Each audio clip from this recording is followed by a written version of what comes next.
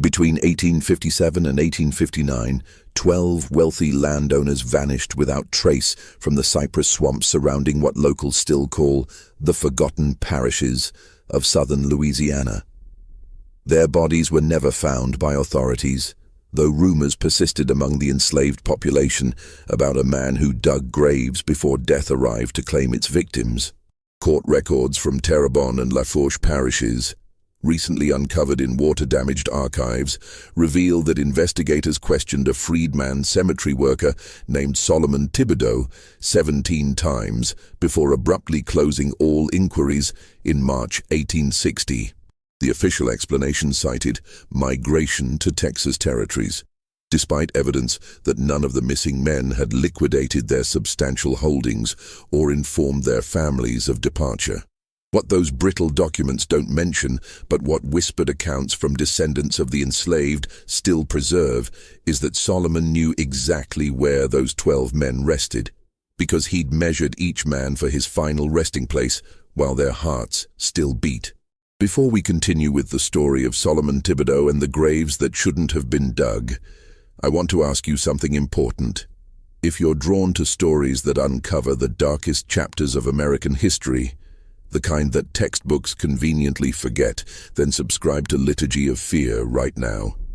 Hit that notification bell so you never miss these forgotten terrors. And tell me in the comments, what state or city are you listening from?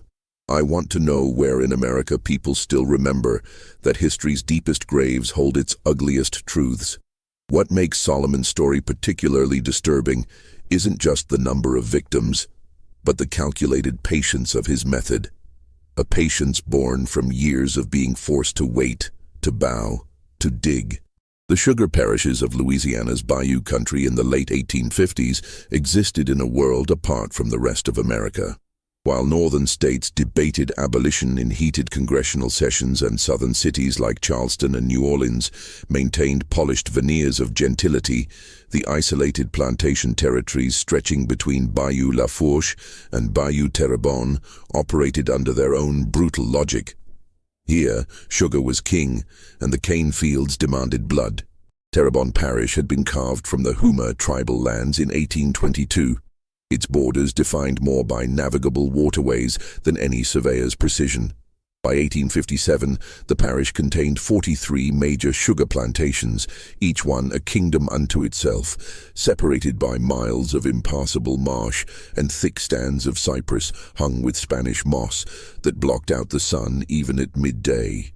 The nearest substantial town was Thibodaux, a muddy collection of warehouses and merchant houses serving the plantation trade, where factors negotiated sugar prices and slave traders conducted their business in back rooms of the Bayou Hotel. The land itself seemed designed to keep secrets. Cypress knees jutted from black water like rotted teeth. Alligators lay motionless in the shallows, indistinguishable from logs until they moved. The air hung thick enough to chew, especially during the grinding season from October through December, when smoke from the sugar mills mixed with fog rolling off the Gulf to create a gray soup that muffled sound and made everything more than 20 feet away disappear into shadow. Men who didn't know these swamps could walk in circles for days before dying of exposure or becoming food for creatures that left no bones behind. Into this isolated world, Solomon Thibodeau had been born in 1817, the son of a Creole freedman father and an enslaved mother on the Devereux plantation. His status had always existed in that precarious space between slavery and freedom, legally free through his father's status, but tied to the land through his mother's bondage and the parish's unwritten rules about what a man of color could and couldn't do. He'd learned the gravedigger's trade from his father, Jean-Baptiste Thibodeau, who'd held the position of cemetery keeper for 3 parishes before him.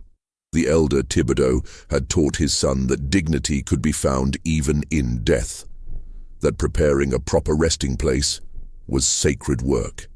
Solomon had taken these lessons to heart, developing a reputation for graves that never flooded despite the high water table, for wooden markers that lasted through hurricane seasons, for small kindnesses toward the bereaved that cost him nothing but meant everything. By the time Solomon reached 40 years of age, he was the only gravedigger most people in Terrebonne and La Fourche parishes had ever known.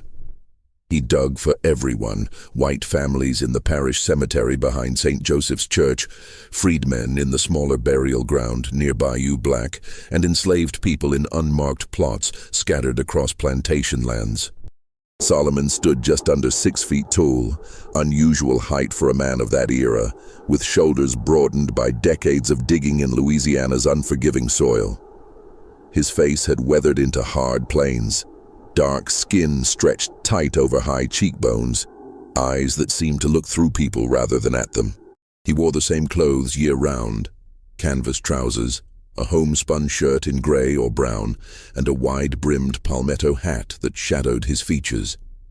Around his neck hung a small leather pouch containing graveyard dirt from his father's burial site, the only piece of sentimentality he allowed himself. What made Solomon valuable to the parish wasn't just his skill with a spade, but his silence. He heard everything whispered over open graves: confessions, accusations, family secrets spilled in grief's unguarded moments, and he never repeated a word. This discretion, this absolute reliability, had made him indispensable.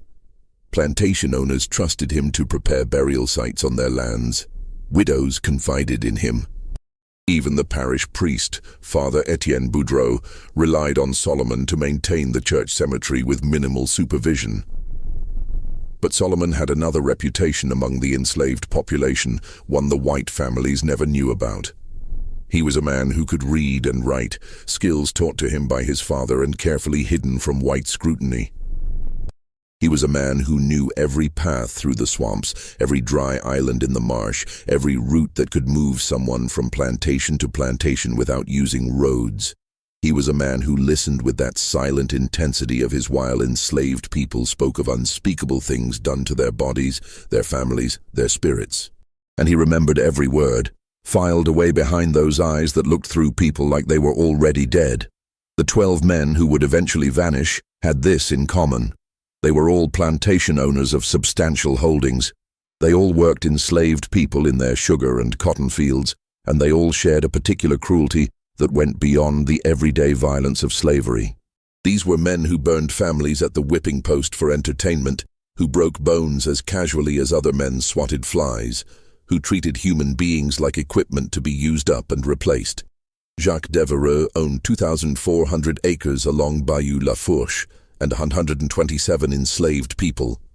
He'd inherited the land from his father, but earned his reputation through his own innovations in discipline, including a punishment he called the mercy of the sun, which involved staking people face up in the cane fields during July, with their eyelids sewn open. Only 3 of the 17 people he'd subjected to this torture had survived with their eyesight intact. Émile Broussard ran a smaller operation, 800 acres, 43 enslaved people, but compensated for his lesser holdings with greater cruelty. He rented out his male slaves to other plantations for breeding purposes and took personal interest in the process, observing to ensure his property performed adequately. Women who resisted or whose children were born too light-skinned for Broussard's comfort simply disappeared into the swamp, their deaths attributed to running away. Augustin Landry styled himself a gentleman planter, affecting European fashions and hosting elaborate dinner parties at his plantation house, Oak Haven, where he served imported French wine and discussed philosophy with visiting factors. But his enslaved people knew him as the man who kept an iron collar in his office, a collar with inward-pointing spikes that prevented the wearer from lying down or turning their head. He'd forced people to wear this collar for weeks at a time, for infractions as minor as breaking eye contact too slowly. The others followed similar patterns, men who'd grown wealthy on sugar and cotton and human misery, who treated Louisiana's isolation as license for atrocities that might have drawn attention even in other parts of the Deep South. They represented the worst of a system that was itself built on horror. Men who found ways to be monstrous even in a time and place that normalized monstrosity. Solomon had dug graves for their victims, quiet graves in unmarked plots, Bodies buried at night without ceremony or record, deaths explained away as accidents or disease or running away. He'd lowered children into the earth, their small bodies broken by punishment or overwork. He'd prepared resting places for women who'd birthed too many babies or the wrong color baby, or who'd simply looked at an overseer the wrong way. He'd covered over the evidence of hundreds of murders committed legally under slavery's protection. And he'd said nothing, done his job. Accepted his payment, usually a few coins, sometimes a ham or a bolt of cloth, once a pair of boots that had belonged to a dead man. He'd tipped his palmetto hat and thanked the white families for the work, and walked back through the dark to his small cabin on the edge of the Devereux property, where he lived alone with his silence and his memories and something else that had been growing inside him like a cancer for 4 decades. By the summer of 1857, something in Solomon had calcified into decision. Later, when investigators tried to piece together what had happened, they'd search for a triggering incident, some particular atrocity that finally pushed Solomon past his breaking point. They never found one, because there wasn't one. There were only the accumulated years, the mountains of the dead, the memories of their faces before he'd shoveled dirt over them forever. What happened next would baffle authorities precisely because it seemed so impossible. How could one aging freedman, without accomplices, without leaving evidence, without anyone even suspecting until it was too late, eliminate 12 men who held absolute power in their small kingdoms? The answer lay in the thing that had made Solomon valuable in the first place. People trusted the gravedigger. After all, everyone eventually needed his services, and Solomon had spent 40 years learning exactly how to put a man in the ground so that he'd never be found again. The disappearance of Jacques Devereux on August 3, 1857, initially drew little attention because plantation owners frequently traveled between properties, visited New Orleans for business, or journeyed to northern cities during the summer heat. What made his absence gradually noteworthy was the complete lack of preparation for such travel. No instructions left for his overseer, no notification to his factor in Thibodeau, no word to his wife Celeste, who discovered her husband missing when she woke to an empty bed at dawn. Celeste Devereux had summoned the overseer, Bernard Hébert, who organized a search of the plantation grounds. They found Jacques' horse still in its stall, his riding clothes hanging in his dressing room, his wallet containing $200 in banknotes sitting on his desk. What they didn't find was any sign of struggle, forced entry, or disturbance in the house or grounds. Jacques Devereux had simply ceased to exist somewhere between retiring to his bedroom at 11 o'clock and sunrise. The parish sheriff, a thick-necked former slave catcher named Luther Pruitt, had conducted a cursory investigation. He'd questioned the house servants, inspected the property, and concluded that Devereux had likely left on some personal business he'd preferred to keep private. Perhaps a gambling debt or a woman in New Orleans. Such things weren't discussed in polite society, but were understood by men of the world. The sheriff's investigation had lasted less than 3 days before he'd declared the matter closed, pending Devereux's return. What Sheriff Pruitt hadn't known was that Jacques Devereux had kept an appointment the evening before his disappearance, an appointment arranged through a note delivered by Solomon Thibodeau 3 days earlier. The note, written in careful script on cheap paper, had requested Devereux's presence at the old cemetery near Bayou Black to discuss a matter of urgent importance regarding property boundaries and burial rights. The note had been signed by Theodore Arsenault, an elderly freedman who owned a small plot of land adjacent to the cemetery and had been engaged in a boundary dispute with Devereux for years. Devereux had shown the note to no one. He'd ridden out alone after dinner, telling his wife only that he needed to inspect something on the property. He'd taken a lantern, but no weapon, seeing no need for protection when meeting an old man about a land dispute.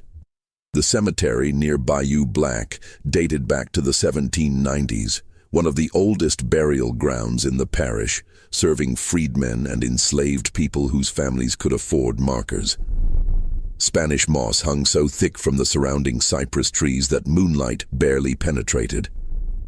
The graves lay scattered without apparent order, some marked by wooden crosses, others by simple stones, many completely sunken and reclaimed by the earth. The living rarely visited after dark. Solomon had been waiting among the graves when Devereux arrived, a darker shadow among shadows. He'd stepped forward into the lantern light slowly, unthreatening, his palmetto hat held respectfully in his hands. "Mr. Devereux, sir. Thank you for coming. Mr. Arsenault, he's running late, but he asked me to show you the boundary line in question while we wait." Devereux had frowned, irritated but not alarmed. He'd known Solomon for decades, trusted him the way one trusts any reliable servant. "Be quick about it, I don't have all night."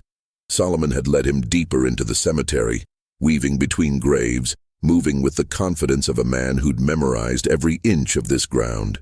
He'd stopped near the far edge, where the cemetery met the swamp, and pointed to a line of stones barely visible in the undergrowth. "The dispute is here, sir. Mr.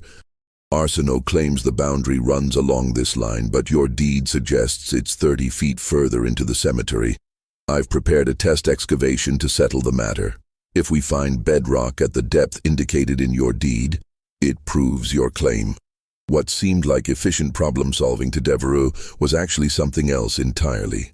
Solomon had indeed dug a hole, 6 feet deep, 8 feet long, 3 feet wide. Perfect proportions for a grave, though Devereux hadn't thought of it that way.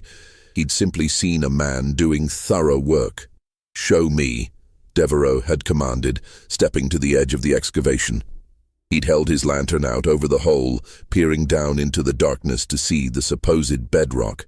That was the last moment of Jacques Devereux's life as a free man.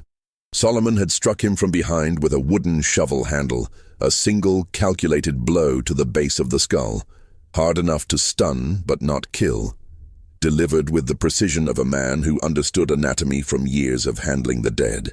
Devereux had dropped like a felled tree, the lantern flying from his hand to land in the soft earth. Before the plantation owner could recover his senses, Solomon had rolled him into the prepared grave. The impact of landing on hard-packed soil had expelled the air from Devereux's lungs with an audible whoosh. He'd lain stunned at the bottom of the hole, his vision swimming, unable to make his limbs work properly. Above him, Solomon's face had appeared, framed by stars and Spanish moss, utterly expressionless.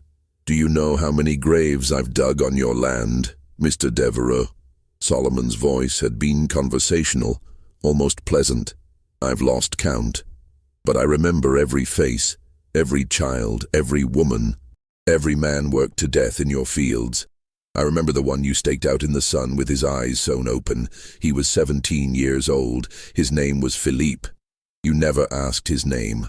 Devereux had tried to speak, to scream, but his breath came only in short gasps, his throat constricted by shock and the beginning of panic. He'd managed to roll onto his hands and knees, had tried to stand, but the walls of the grave were too smooth, the dirt too loose to find purchase. Solomon had picked up his spade and begun filling in the grave. Not quickly.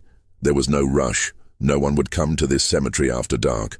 But methodically, each shovelful of earth landing with a soft thump on the ground around Devereux. The plantation owner had found his voice then, had begun shouting threats, promises, pleas.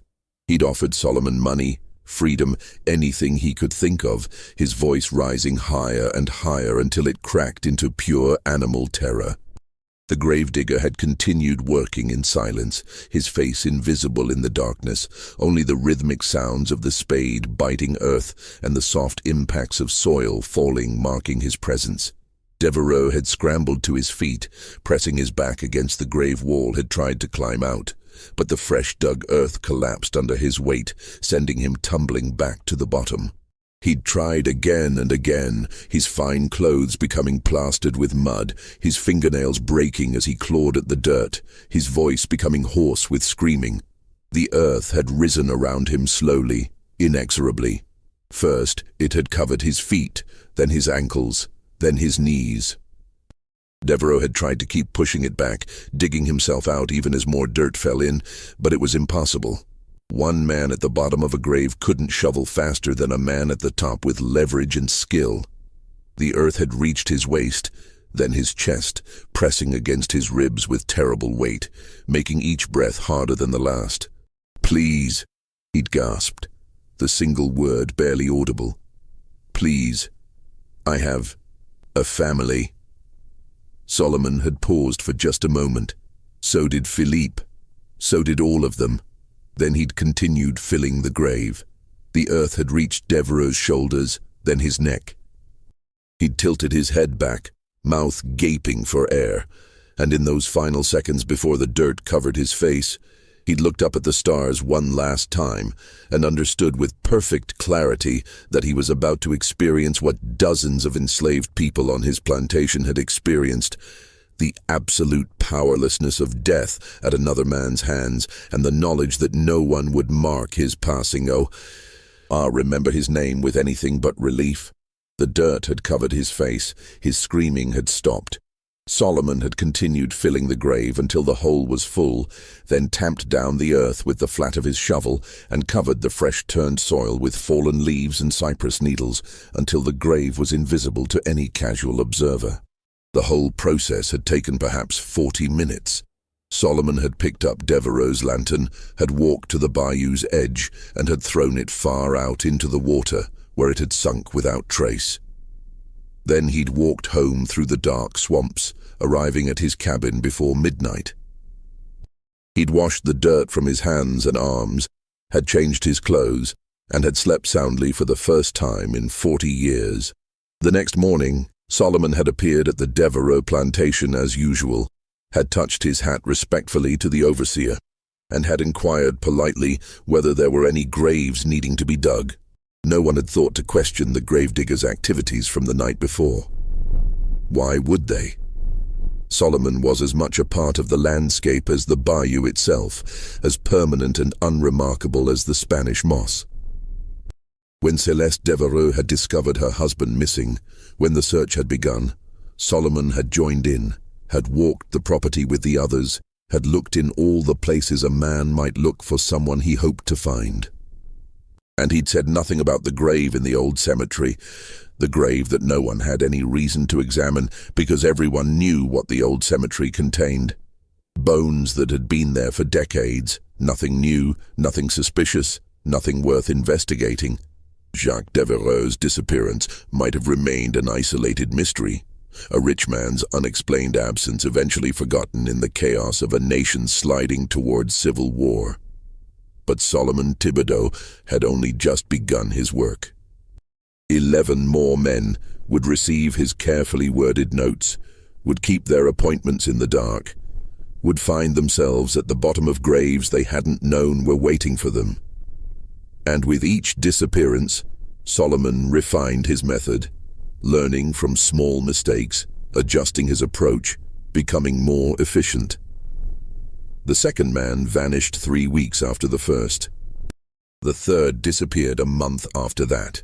By the time the authorities noticed the pattern, it was far too late to stop what had been set in motion. The disappearance of Émile Broussard on August 27, 1857, drew more immediate attention than Devereux's had, primarily because Broussard vanished in the middle of a business transaction with 2 cotton factors from New Orleans who'd been staying at his plantation house. The factors reported that Broussard had excused himself after dinner, claiming he needed to inspect something in one of his barns, and had never returned. His horse was found still saddled near the slave quarters the next morning, but Broussard himself had evaporated as completely as if the swamp had swallowed him whole.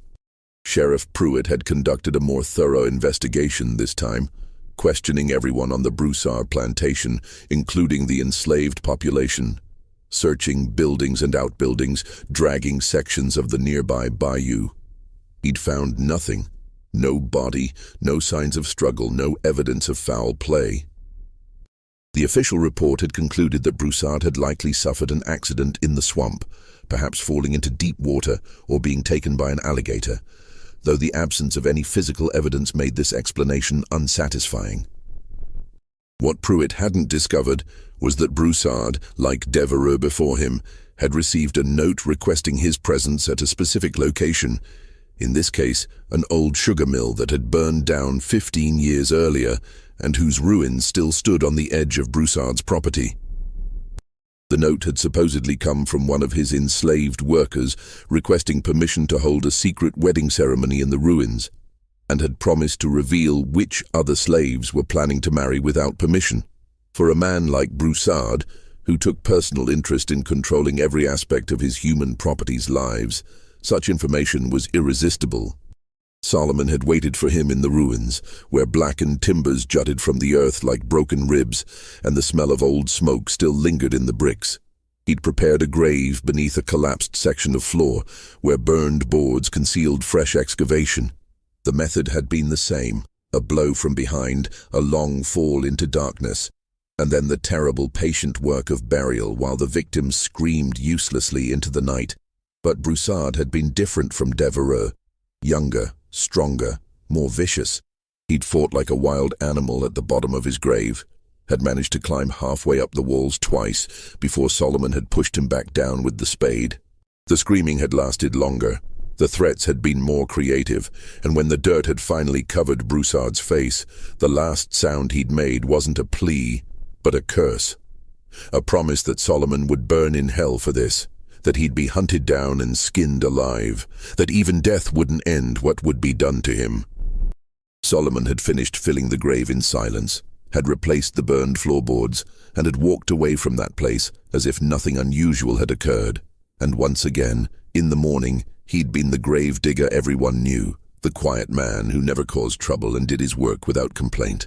The third disappearance had been Augustin Landry, the gentleman planter who'd kept the iron collar in his office. Solomon had lured him to the parish cemetery itself, where Landry's family maintained an elaborate mausoleum, claiming there was damage to the structure that required immediate attention. Landry had come at dusk with his son Philippe, a boy of 15 who was being groomed to inherit the plantation and all its cruelties. This had presented Solomon with an unexpected complication. He'd prepared for Landry alone, not for a witness, especially not for a child. The boy had stood back while his father inspected the mausoleum, had watched Solomon with the casual indifference that wealthy white children showed toward people of color, present but invisible, as unremarkable as furniture. Solomon had been forced to make a terrible choice in that moment. He could abort the plan, let Landry leave, hope for another opportunity, or he could adapt. The boy had seen nothing yet, suspected nothing.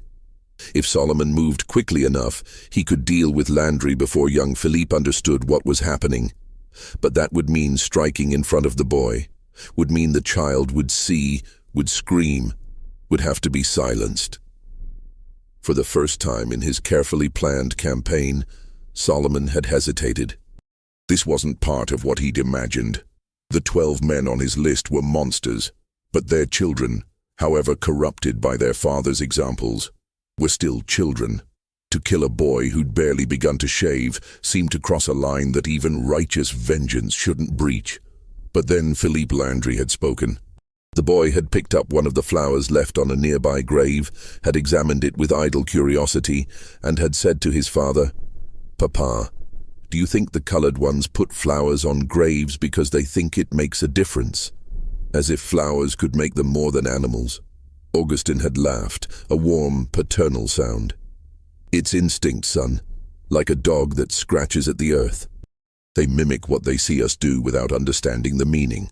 When you take over the plantation, you'll learn to recognize these behaviors and use them to your advantage."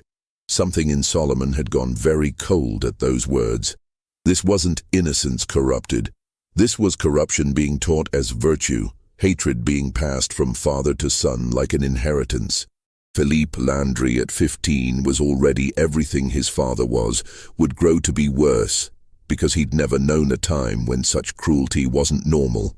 Solomon had made his decision.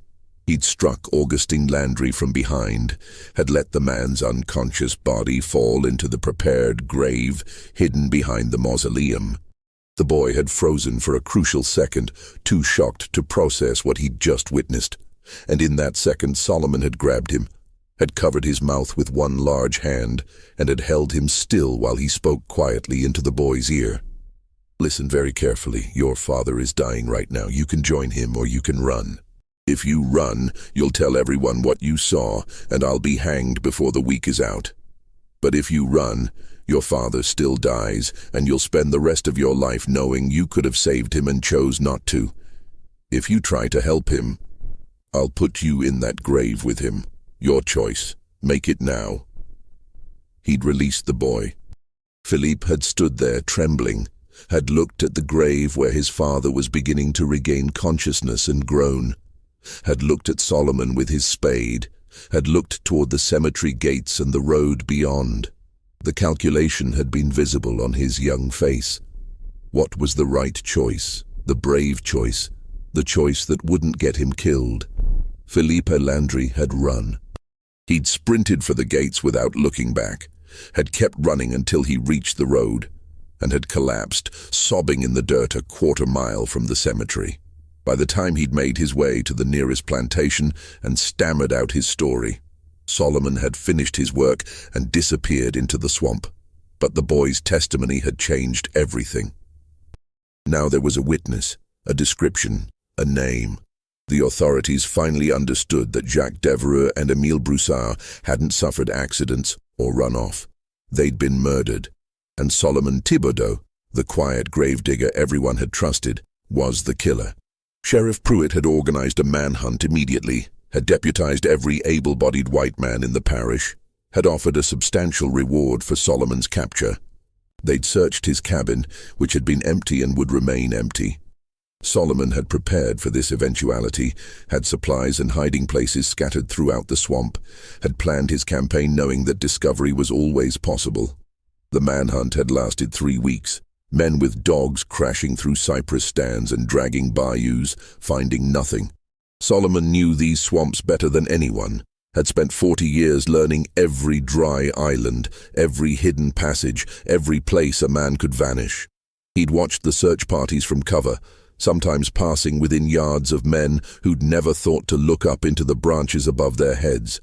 During those 3 weeks, 2 more plantation owners had disappeared, Jean-Baptiste Hébert and Charles Duplantis, both taken from their properties after dark, both buried alive in graves prepared specifically for them. The parish had dissolved into panic. Plantation families had armed themselves, had posted guards, had stopped going anywhere alone. But Solomon had proven impossible to capture, and the bodies of his victims impossible to find. Father Etienne Boudreau, the parish priest, had attempted intervention. He'd known Solomon for decades, had considered him a good man, couldn't reconcile the quiet gravedigger with the monster the authorities described. He'd walked into the swamp alone, unarmed, calling Solomon's name, offering sanctuary if he'd surrendered to the church. Solomon had met him on a moonless night at the ruins of an old trapper's cabin, had stepped out of the shadows with his hands empty and visible. "Father, Solomon, what have you done?" The priest's voice had carried more sorrow than accusation.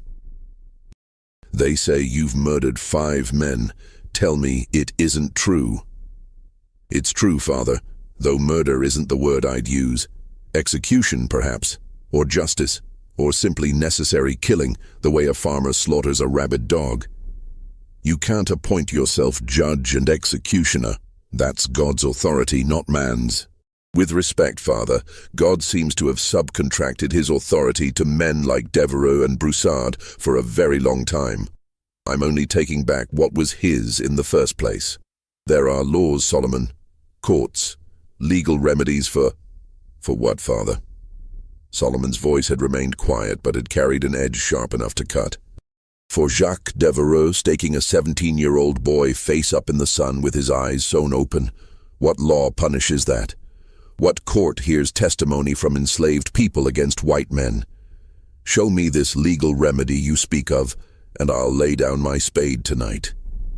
Father Boudreau had been silent for a long moment. "You're damning your immortal soul." "My soul was damned at birth, Father. I was born into a world where men own other men, where cruelty is law, where the innocent die screaming while the righteous look away and invoke heavenly justice that never comes. If hell is waiting for me, it can't be worse than the 40 years I've already lived. What about the boy, Philippe Landry? He was innocent. I let him run, Father. He chose his father's life over his own, and then chose his own life over his father's. He'll live with that choice. Maybe it'll teach him something his father never could. Please, Solomon, surrender yourself, confess your sins, accept. I'm not finished, Father. 7 more men need to meet me in the dark. After that, I'll consider confession. Lo, Father Boudreau had tried to convince Solomon to abandon his campaign, had argued scripture and morality, and the inevitable end this path would bring. But Solomon had been unmoved, had thanked the priest for his concern, and had melted back into the darkness of the swamp. The priest had returned to town alone, had reported the meeting to Sheriff Pruitt, and had spent the rest of his life wrestling with the question of whether he should have tried harder to stop what was coming. Because Solomon was true to his word. Over the next year and a half, 7 more plantation owners would vanish into carefully prepared graves, each one taken at night, each one given time to understand what was happening to them and why before the earth closed over their screaming faces. By the end of 1857, the pattern had become undeniable, and the remaining plantation owners in Terrebonne and Lafourche parishes lived in constant fear. Guards patrolled property boundaries at night. Men slept with loaded weapons beside their beds. No one traveled alone after dark. But Solomon continued his work with a patience that bordered on supernatural, waiting weeks or even months between killings, allowing the fear to settle deep into bones before striking again. The 6th victim was Narcisse Thibault, owner of Belle Grove Plantation, taken in November while inspecting his sugar mill during grinding season. The 7th was Cyprien Leblanc, who'd been so paranoid about Solomon's campaign that he'd moved his entire family into Thibodeau and had hired 4 armed guards to protect his townhouse. Solomon had gotten to him anyway, through a tunnel that connected the townhouse's cellar to the old Spanish drainage system running beneath the city. A tunnel LeBlanc hadn't known existed because he'd bought the house only 3 years earlier and had never bothered to examine its full history. Each killing demonstrated Solomon's intimate knowledge of the land and its secrets. He used abandoned structures that everyone had forgotten about, natural features of the landscape that predated the plantations, and the collective amnesia of white colonizers who'd never bothered to learn the geography as thoroughly as the people who'd been forced to work it. The Houma people had lived in these bayous for centuries before the French arrived, had mapped every waterway and dry island, and some of that knowledge had been preserved and passed down among the enslaved population, shared in whispers around cooking fires, taught to children as stories about how to run when the time came. Solomon had learned this geography from his father, who'd learned it from his mother, who'd been Houma herself, before being swept up in the chaos of colonization and the blurred boundaries between native peoples and enslaved Africans in Louisiana's early days. This was knowledge that white men didn't have and couldn't buy, a map of the land that existed only in memory and practice.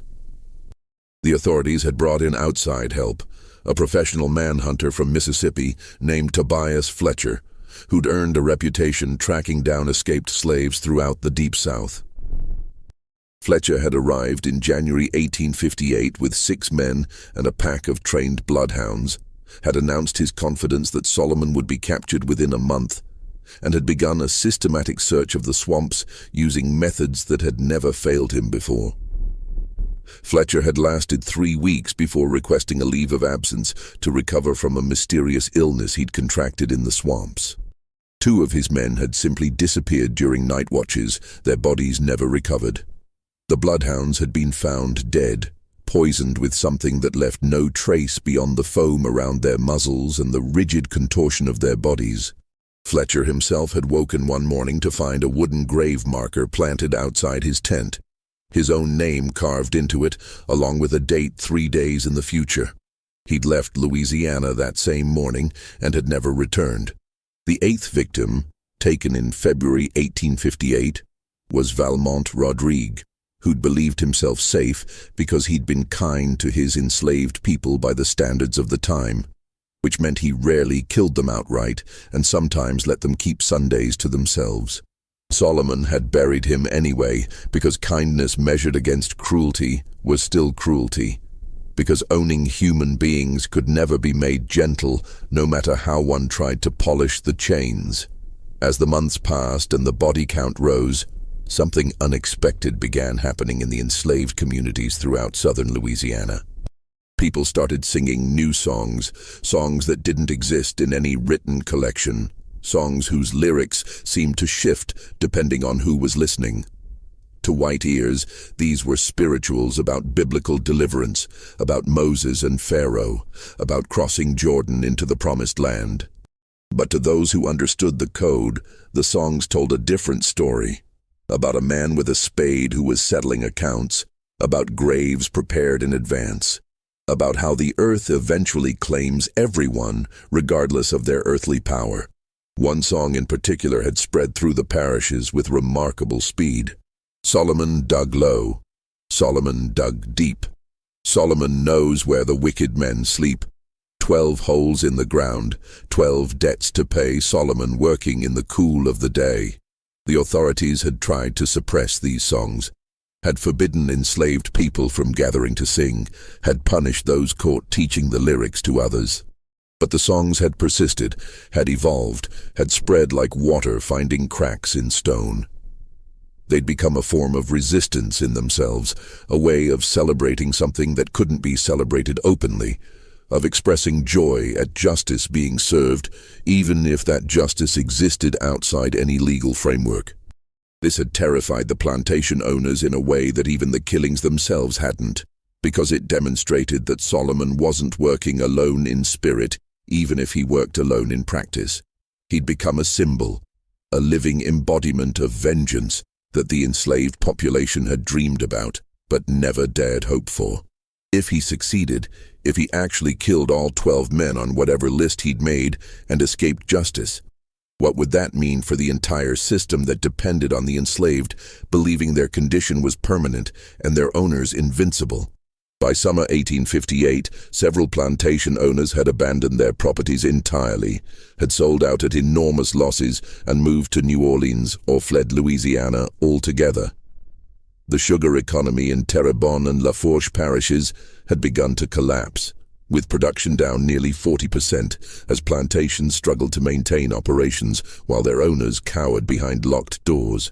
The enslaved people still worked the fields, still cut the cane and boiled the sugar, but they worked with their heads up now, their backs a little straighter, singing those new songs that made the overseers nervous.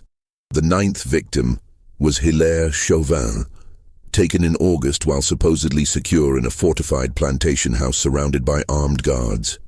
Solomon had gotten to him through the cistern system that provided the house's water supply, had waited in the darkness beneath the house for 3 nights until Chauvin had made the mistake of checking the cistern alone after one of the guards reported an unusual smell. The grave had been waiting in the crawlspace beneath the house's foundation, and Chauvin's screams had been muffled by 10 inches of floorboards and the loud conversation of guards drinking in the parlor above, who'd assumed the sounds were rats fighting over scraps. The 10th was Octave Blanchard, who'd hired a voodoo practitioner from New Orleans to place protective spells around his property.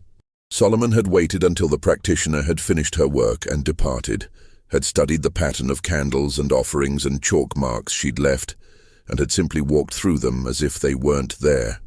Because whatever power voodoo held, and Solomon wouldn't have disputed that it held power, it wasn't designed to protect men who'd spent their lives violating every principle of balance and respect that voodoo practitioners honored.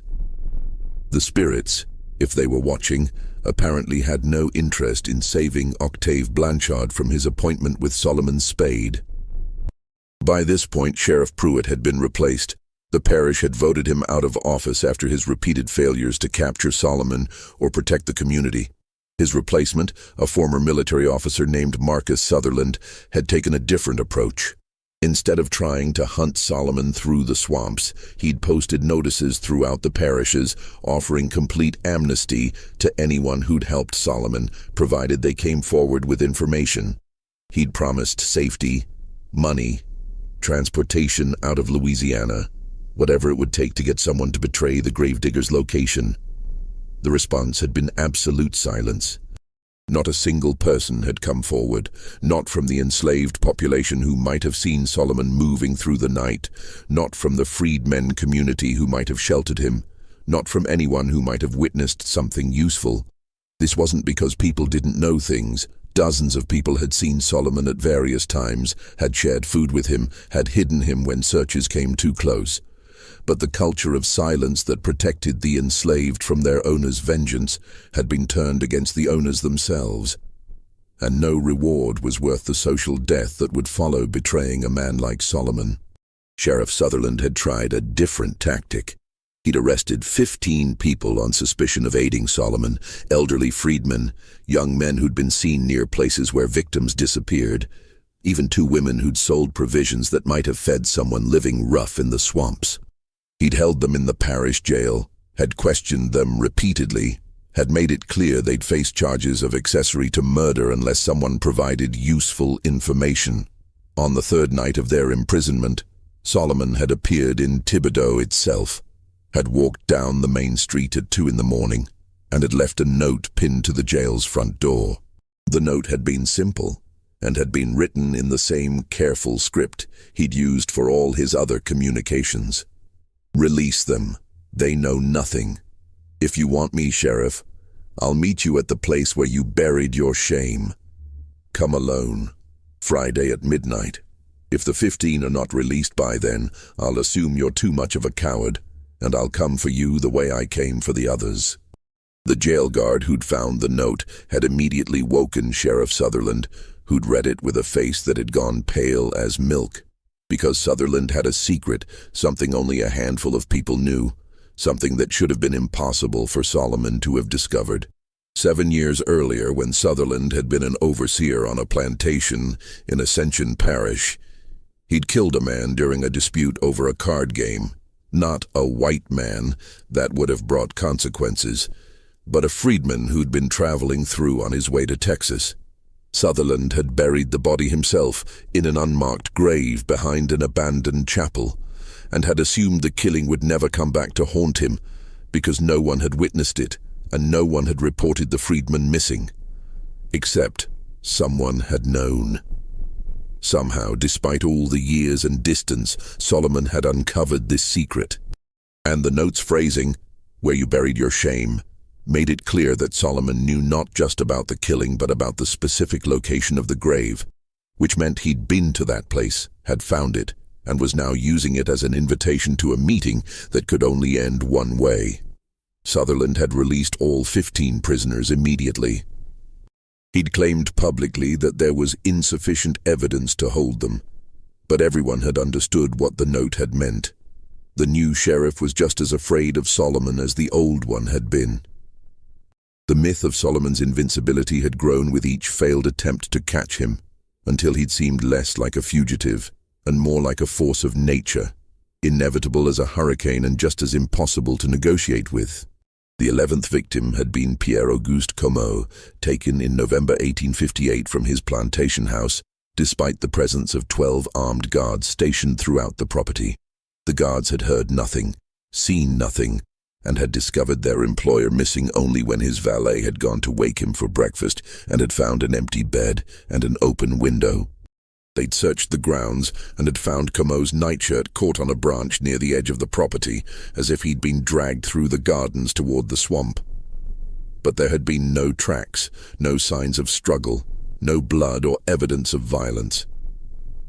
What they hadn't found was the hidden grave beneath the plantation house's wine cellar, where Comeau lay buried under the foundation stones of his own home, his death occurring literally beneath the feet of guards who'd been hired to protect him. Solomon had used the same cistern technique he'd employed with Chauvin, had waited in the crawl space for 2 days until Comeau had made his nightly inspection of the wine stores, and had taken him in silence while the guards had played cards upstairs. This killing had broken something in the remaining plantation owner's psyche. If Solomon could reach a man inside his own house, beneath armed guards who were actively searching for threats, then no one was safe. The few owners who'd remained in the parishes through sheer stubbornness had finally accepted that Solomon would eventually come for them, and that nothing they could do would prevent it. By December 1858, only one name remained on Solomon's list: François Laviolette, owner of Beauregard Plantation, the largest landholding in Terrebonne Parish. Laviolette had been different from the other victims in one crucial way. He'd been studying Solomon's pattern for over a year, had analyzed every killing, every method, every approach, and had concluded that Solomon's greatest strength was also his weakness. Solomon was predictable in his unpredictability. He always struck when his targets felt most secure, always used the landscape itself as his weapon, always worked alone. Laviolette had decided to reverse the trap. Instead of hiding, instead of fortifying his position, he'd made himself deliberately vulnerable. He'd dismissed his guards, had stopped locking his doors at night, had taken to walking alone through his property at all hours. He'd let it be known through the community that he was tired of living in fear, that he'd accepted his fate, and that he was ready to face Solomon on whatever terms the Gravedigger chose. This was, of course, a lie. Laviolette had prepared an elaborate trap, had turned his entire plantation into a killing ground designed specifically for Solomon. Hidden pits covered with branches lay along all the paths leading to the plantation house. Tripwires connected to alarm bells ran through the gardens. Men armed with rifles hid in the slave quarters, in the barns, in the sugar mill, all positioned to converge on any location where an alarm sounded. And Laviolette himself slept with 2 loaded pistols under his pillow and a knife in his boot, ready to kill Solomon personally if the Gravedigger made it past all the other defenses. Just when we thought we'd seen it all, the horror in the Bayou country intensifies. If this story is giving you chills, share this video with a friend who loves dark mysteries, hit that like button to support our content, and don't forget to subscribe to never miss stories like this. Let's discover together what happens next in Solomon's final encounter. What Laviolette hadn't considered was that Solomon had spent 15 months studying his targets just as carefully as Laviolette had studied him. Solomon knew about the hidden pits. He'd watched them being dug. He knew about the tripwires. He'd observed their installation. He knew about the armed men hiding throughout the property. He'd counted them during their shift changes. And he knew that Laviolette's apparent vulnerability was theater designed to draw him into making a fatal mistake. So Solomon had done something he'd never done before.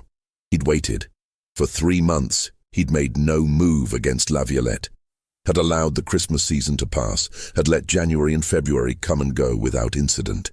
The other plantation owners were all dead or fled, the manhunt had stalled into futility, and only Solomon and Laviolette remained locked in their strange, waiting game. The inactivity had driven Laviolette nearly insane with anticipation. He'd maintained his trap for months, had kept his men hidden and ready, had walked his property each night expecting Solomon to appear from the shadows. But as weeks turned to months, his men had grown careless, had begun slipping away to sleep or drink, had convinced themselves that maybe Solomon had left Louisiana or died in the swamps. The constant vigilance had proven impossible to sustain, and by March 1859, the trap had fallen into disrepair. That was when Solomon had made his move, but not in any way Laviolette had anticipated. Instead of coming to the plantation at all, Solomon had sent Laviolette a note, delivered by a child from town who'd been paid a penny to carry it to the plantation. The note had contained an invitation. "Mr. Laviolette, your trap is very clever, but it requires me to come to you, and I see no reason to accept such an invitation. Instead, I invite you to come to me. There's someone who wants to meet you, someone you thought you'd never see again. Come to the old cemetery near Bayou Black on the night of March 19th at midnight.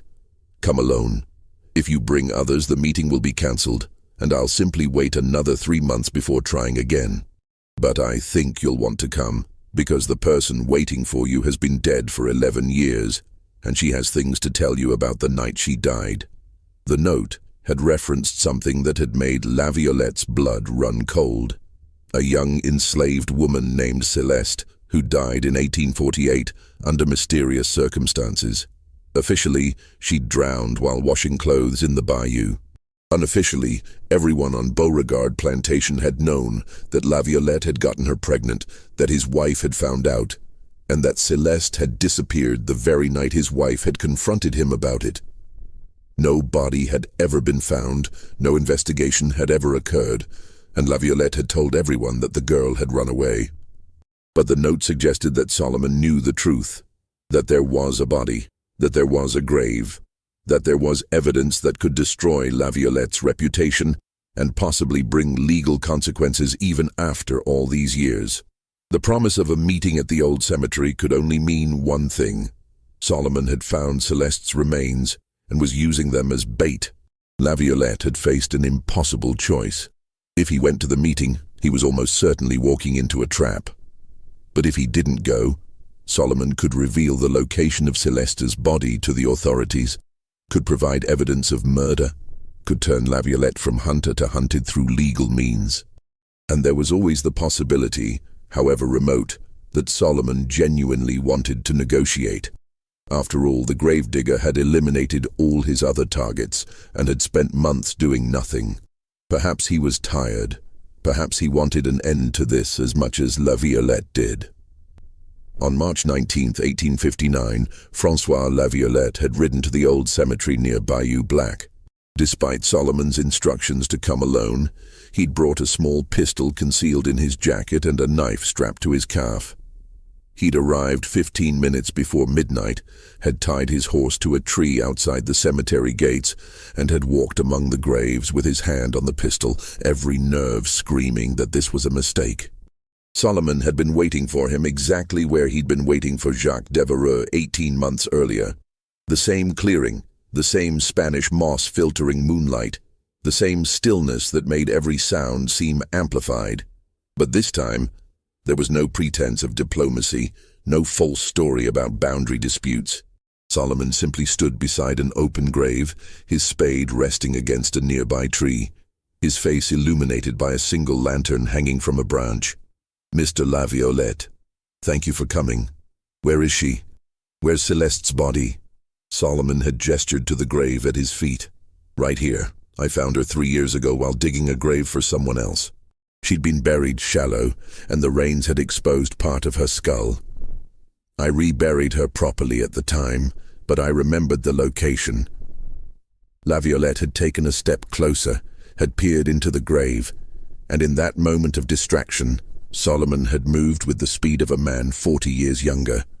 He'd grabbed the lantern from its branch and had thrown it at Laviolette's feet, where it had shattered and spread burning oil across the dry leaves carpeting the cemetery floor. The flames had caught instantly, had created a wall of fire between Solomon and Laviolette, and in the sudden brightness, Laviolette had drawn his pistol and fired twice through the flames. But Solomon had already moved, had circled around through the graves, had approached from an unexpected angle, while Laviolette's attention had been fixed on the fire. What happened next had been the subject of debate for years afterward, reconstructed from physical evidence and the testimony of the one person who survived. The two men had fought among the graves, a brutal struggle between a plantation owner defending his life and a gravedigger who'd spent 18 months preparing for this moment. They'd been roughly the same age, both in their early 40s, but Solomon had carried the physical strength of 4 decades of hard labor, while Laviolette had spent the same decades growing soft on his wealth. The fight had been brief and vicious. Laviolette had managed to cut Solomon across the ribs with his knife, a wound that had bled freely but hadn't slowed the gravedigger significantly. Solomon had struck Laviolette in the throat with his fist, had crushed the smaller man's windpipe, and had let him fall gasping to the ground beside the open grave. But Laviolette hadn't fallen into the grave as the others had. He'd collapsed beside it, choking, unable to breathe, and Solomon had stood over him watching with that same expressionless face he'd worn for all the others. This moment had stretched, had extended, had given Laviolette time to understand fully what was happening, that he was dying, that he'd lost, that Solomon had won. "Celeste wasn't in that grave," Solomon had said quietly. "I lied about finding her body. I don't know where she is, and I don't need to know. Your guilt brought you here, not my evidence. You came because you knew what you'd done, and you couldn't stand the thought of someone else knowing it too. Laviolette had tried to speak, had managed only a wet, gurgling sound as his crushed windpipe had failed completely. He'd reached up toward Solomon, whether pleading for help or trying to pull the gravedigger down with him, and Solomon had simply stepped back, had let the hand fall to the earth. You were the 12th, Solomon had continued, speaking to a man who could no longer hear him. The last one on my list. 12 plantation owners who showed cruelty beyond even what this system demands. 12 men who treated human beings as less than animals. 12 graves, each one measured exactly to fit its occupant. This is the last one I'll dig. After tonight, I'm done. Francois Laviolette had died there beside the grave meant for him, had expired from asphyxiation while his killer stood watching, and when his body had finally gone still, Solomon had rolled him into the hole and had begun the work of filling it in. But this time, something had been different. This time, Solomon had been injured, had been leaving a blood trail that any competent tracker could follow. And this time, there had been a witness.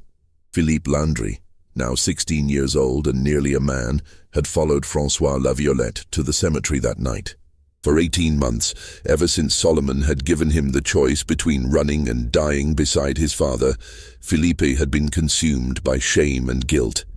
He'd saved his own life by abandoning his father, had run like a coward while his father had been buried alive. And that knowledge had poisoned every moment of his existence since. He'd vowed to track Solomon down, to avenge his father, to prove that he wasn't the coward he'd been that night. He'd learned to shoot, had studied tracking, had spent months following rumors and whispers about where Solomon might be hiding. And when he'd heard about Solomon's note to Laviolette, about the planned meeting at the cemetery, he'd understood that this was his chance, perhaps his only chance, to finally face the man who'd destroyed his father. Philippe had hidden at the edge of the cemetery, had watched the confrontation between Solomon and Laviolette, had seen his father's killer triumph once again. And as Solomon had begun filling in Laviolette's grave, Philippe had emerged from cover with a rifle in his hands, had sighted down the barrel at Solomon's back, and had felt his finger tighten on the trigger. But he hadn't fired. Something in the sight of Solomon working alone in the moonlight, methodically completing his final burial, had made Philippe hesitate. This wasn't the monster he'd imagined for 18 months. This was just a man, middle-aged and scarred and bleeding from a knife wound, doing the work he'd always done. Digging graves, filling them in, treating the dead with a care that the living had never shown them. "You gonna shoot me, boy? Me?" Solomon hadn't turned around, had kept working with his spade, but had spoken loud enough for Philippe to hear. "That rifle makes a distinctive sound when you cock it. I've been wondering when you'd show up. You've been following me for 3 months now. Not quite close enough to do anything, but close enough to let me know you're there." Philippe had said nothing, had kept the rifle aimed at Solomon's back, had tried to summon the courage to do what he'd promised himself he'd do. But the words had stuck in his throat, and his hands had begun to shake. "Your father was Augustin Landry," Solomon had continued, still working. "Oak Haven Plantation. He kept an iron collar in his office with spikes that pointed inward, wouldn't let people rest their heads or lie down. I dug graves for 6 people who died wearing that collar. One of them was a girl, couldn't have been more than 12 years old. Your father put that collar on her because she'd looked at him wrong. She wore it for 5 weeks before she died from infection and exhaustion. My father was a respected man. Your father was a monster who hid behind the word respected. But you're not him. Not yet. You still might not be if you make the right choice tonight. You murdered him." Philippe's voice had cracked on the words. "You buried him alive. I heard him screaming in that grave and I ran away. I left him to die because you made me choose. I made you understand that you couldn't save him without dying yourself. Yes, that's not the same as making you choose. You made your own choice based on wanting to live. That's not cowardice. That's survival. The shame you feel isn't from running. It's from understanding that part of you was glad to run, glad to be free of a man who was raising you to be just like him. Solomon had finished filling the grave, had tamped down the earth, and had finally turned to face Philippe directly. The boy had kept the rifle trained on him, but the barrel had been wavering now, the weapon growing heavy in arms that had begun to tremble. "So shoot me," Solomon had said. "Put a bullet in my chest. Tell the sheriff you killed the man who murdered your father and 11 others. They'll make you a hero. The white people in this parish will celebrate you. You'll inherit Oak Haven, you'll own all those enslaved people your father owned, and you'll become exactly what he was training you to be. Is that what you want? What else is there? He was my father. I should avenge him. Should you? Let me tell you something about vengeance, boy. I spent 40 years watching people die, burying them, listening to their families grieve. I watched men like your father treat human beings worse than animals, and I watched those human beings suffer without hope of justice or mercy. I decided that if the law wouldn't punish these men, I would. And now I've done it. I've killed 12 men who deserved killing. But do you know what I am now?" Philippe had shaken his head, unable to speak. "I'm a murderer, that's all. Not a hero, not justice incarnate, not an instrument of God's will. Just a man who killed other men because he decided their lives were worth less than his need for revenge. Maybe I was right to do it. Maybe those 12 men had forfeited their right to live. But that doesn't change what I am. And if you pull that trigger, that's what you'll become too. A killer. Someone who took another human life because he couldn't think of anything else to do with his anger and shame. Then what should I do?" The question had come out as almost a sob, years of pain compressed into 4 words. Live differently, inherit Oak Haven, and free every enslaved person on that plantation. Use your father's money to help people instead of hurting them. Prove that you're not him by becoming someone he would have hated. That's harder than pulling a trigger, boy. That's real courage. Can you do it? For a long moment, Philippe Landry had stood there with the rifle aimed at Solomon's chest, his finger on the trigger, his whole body shaking with indecision. Everything he'd been taught, everything his father had instilled in him, had screamed that he should fire, should kill this man, should avenge the family honor. But something else, something quieter but more insistent, had whispered that maybe, just maybe, there was another way. The rifle had lowered slowly until it pointed at the ground. Philippe had taken a shaky breath, had wiped tears from his face with his free hand, and had nodded once. "Good," Solomon had said. "Now go home. Tell them you saw nothing tonight. When the sheriff questions you, and he will, tell him that Francois Laviolette rode out alone and never came back. Tell him you have no idea what happened. Can you do that?" Another nod. "Then go. And Philippe?" Solomon had paused until the boy looked at him directly. "Thank you for not shooting me. It gives me hope that maybe things can change eventually, that maybe all this killing wasn't entirely pointless." Philippe Landry had walked away from that cemetery, had ridden home through the dark, and had kept Solomon's secret. When the authorities had questioned him about Laviolette's disappearance, he'd told exactly the lie Solomon had instructed, and no one had doubted him, because why would a 16-year-old boy lie to protect his father's killer? The disappearance of Francois Laviolette in March 1859 marked the end of Solomon Thibodeau's campaign, though it took months for the authorities to accept this. Sheriff Marcus Sutherland had organized one final massive manhunt through the swamps, had committed every available resource to capturing Solomon, and had promised that this time would be different. It hadn't been different. Solomon had vanished as completely as his 12 victims, and despite months of searching, no trace of him was found. The wound he'd sustained in his fight with Laviolette should have left a trail of blood, should have weakened him enough to make capture inevitable. But Solomon had simply melted into the landscape as if he'd never existed. The official investigations continued until March 1860, when the approaching Civil War finally drew attention away from local manhunts toward larger national concerns. The case of the 12 missing plantation owners was officially closed, with an annotation in the parish records that suggested probable death of suspect in the Bayou regions remains unrecovered due to environmental conditions. But the unofficial story, the version preserved in the songs and whispered histories of the black communities throughout southern Louisiana, told a different ending.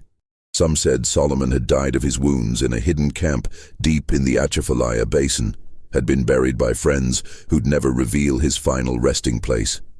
Others claimed he'd made his way north on the Underground Railroad, had started a new life in Canada or Massachusetts under a different name. A few insisted he'd returned to the Houma people his grandmother had come from, had been absorbed back into their community and protected until his natural death years later. The truth, like so many truths from that era, remained buried deeper than any grave Solomon had ever dug. What was certain was that he was never captured, never tried, never brought to whatever justice the law of 1860 Louisiana might have provided. The 12 men he'd killed remained missing, their bodies never recovered, their fates officially unexplained, and the graves he'd prepared for them remained hidden in the swamps and ruins and hidden spaces of the bayou country, markers of a kind of justice that existed outside any legal framework. Felipe Landry kept his promise. In 1861, with the Civil War breaking out and the old social order crumbling, he quietly began freeing the enslaved people on Oak Haven Plantation, giving them land from the estate and helping them establish independent lives. He never married, never had children, never quite escaped the weight of that night in the cemetery when he'd chosen not to pull the trigger. He lived to be 73 years old and spent his entire life trying to atone for what his father had been and what he himself might have become. Father Etienne Boudreau, the parish priest who'd tried to convince Solomon to surrender, maintained until his death in 1882 that Solomon's soul had been damned by his actions, that 12 murders couldn't be justified no matter what cruelties those men had committed. But in private moments, in conversations he thought no one remembered, the priest had admitted that he'd seen more justice in Solomon Spade than in 4 decades of law enforcement and judicial proceedings. The old cemetery near Bayou Black, where so much of Solomon's work had been done, gradually fell into decay after the Civil War. The wooden markers rotted away, the graves sank and were reclaimed by undergrowth, and eventually even local residents forgot exactly where the cemetery had been. But descendants of the enslaved population continued to visit the general area, leaving small offerings, flowers, coins, pieces of cloth, at spots where they believed Solomon's victims might be buried. These pilgrimages continued into the 20th century, became part of local folklore, and eventually transformed into something almost like a tradition. In 1934, during the Great Depression, a WPA project to map historic sites in Louisiana sent researchers into Terrebonne and La Fourche parishes to document old cemeteries and landmarks. One researcher, a young black woman from New Orleans named Celeste Thibodeau, who claimed no relation to Solomon but who'd been fascinated by the story since childhood, found something remarkable in the water-damaged archives of the parish courthouse. She discovered a journal, badly deteriorated but partially legible, that had belonged to Sheriff Marcus Sutherland. In it, Sutherland had written a confession he'd apparently never intended anyone to read. He'd admitted that in April 1859, 1 month after La Violette's disappearance, he'd encountered Solomon Thibodeau at the old chapel where Sutherland had buried his own victim years earlier. Solomon had been there to dig up the freedman Sutherland had killed, to give him a proper burial. The 2 men had faced each other across an open grave, and Sutherland had realized in that moment that he could kill Solomon and end the manhunt as a hero, or he could let him go and live with the knowledge of his own crimes. Sutherland had let him go. He'd watched Solomon finish his work, rebury the freedman with dignity, and walk away into the swamp. And he'd never told anyone, had continued the manhunt for months afterward purely for show, had written in his journal that perhaps the only justice in this world is the justice we make ourselves, and perhaps Solomon Thibodeau understands that better than any sheriff or judge ever could. The journal's discovery caused a minor sensation in academic circles, but was largely ignored by the general public, who'd moved on to more contemporary concerns. But it provided a kind of closure to the story. suggested that Solomon had survived his wound, had completed his work, and had simply walked away from everything, the killings, the manhunt, the fear he'd inspired, into whatever life came next. The 12 graves were never found. Searches conducted in the 1950s and again in the 1990s, using ground-penetrating radar and modern forensic techniques, located dozens of unmarked graves throughout the parishes, but couldn't definitively identify which, if any, contained the remains of the missing plantation owners.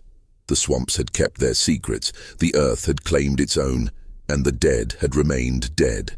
This mystery shows us that history's deepest wounds often come from the intersection of legal power and moral bankruptcy, from systems that permit atrocities while punishing resistance, from the terrible choices people face when justice becomes impossible through any legitimate means.